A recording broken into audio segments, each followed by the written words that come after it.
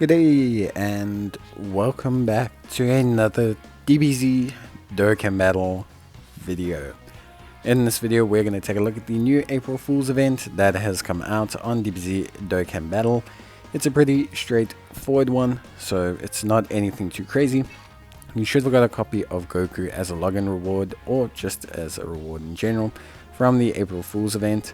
And you'll see here the brief breathers. This is basically based off the April Fool's kind of joke that they did, that they were creating a fishing game.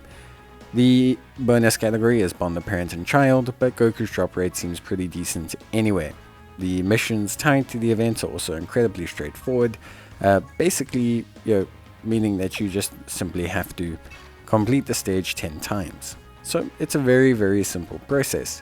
As always, when building your teams or when building teams for events that have a drop rate, remember a couple things. Firstly, you need to make sure that you have the highest rarity possible. The higher the rarity, the higher the bonus drop rate. And yeah, that's basically about it. You can also use, of course, as always, certain support memories. So you can use the Bulla and the Vegeta GT support memory, or you can use the Oolong support memory. And these will increase your drop rates if you are struggling as well. But that is basically it. There's nothing else really too much to it. If you're struggling to use units, you can use the Super Saiyan Goku. The only mission that is required is to use a Super Saiyan Goku in the event stage once. Now that can be any Super Saiyan Goku. It doesn't have to be specifically the AGO one, but obviously if you've got the AGO one, I highly suggest you use it because it just makes your life a lot easier.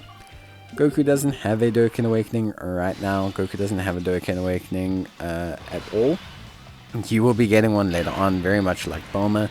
But he still looks like a very fun and interesting unit, so we'll be taking a look at him, of course. A couple of things you do want to know.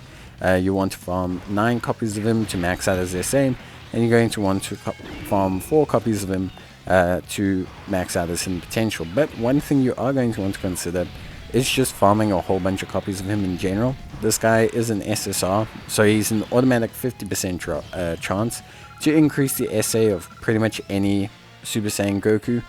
So I would highly suggest that you look at farming a lot of copies from him, especially if you're still kind of maxing out the SAs of other Super Saiyan Gokus and things like that. Like he's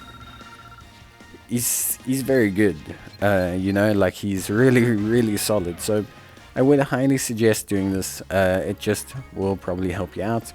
The missions are very straightforward. They're just literally completed 10 times and it raises SA to 10. Honestly, all of which didn't take me too long. It took me about 1/2 of an episode of an anime, so it was really straightforward. And that's basically that. What you then have to do is train the copy of Goku to SA 10. You're also going to want to open up his hidden potential system as well. And you'll see that we even have a whole bunch of copies left over, which I'll be using to raise the SA of Super Saiyan Goku. And that is basically that.